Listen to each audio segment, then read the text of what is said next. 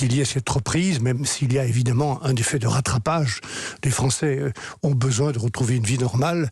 Je suis sur le terrain chaque semaine, pendant 3 jours, cette semaine dernière en Bretagne, la semaine d'avant dans le Grand Est, je serai en Occitanie cette semaine, et on voit bien partout que les entreprises ont besoin, ont envie de redémarrer.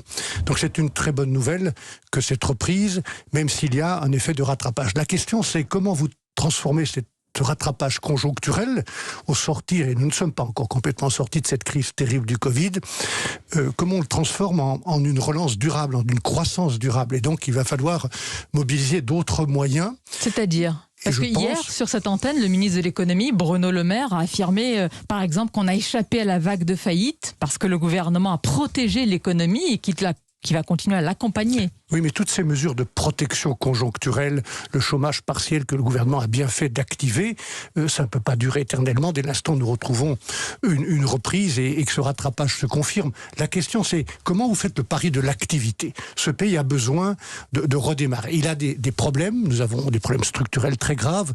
Il a aussi des ressources et des ressorts, notamment dans ces petites et moyennes entreprises sur le terrain. La croissance, elle reviendra, à mes yeux, des territoires. Alors, elle ne tombera pas d'en haut, elle reviendra d'en bas. En revanche, le gouvernement, le futur gouvernement, devra encourager cette reprise et cette relance durable par des outils nouveaux, et je pense notamment à des fonds souverains ou à un fonds national souverain, peut-être un grand emprunt, investir ensemble dans l'avenir. Voilà la question. Un grand emprunt donc à lancer pour stimuler cette activité, cette reprise. Vous voyez bien, la collecte d'épargne est considérable.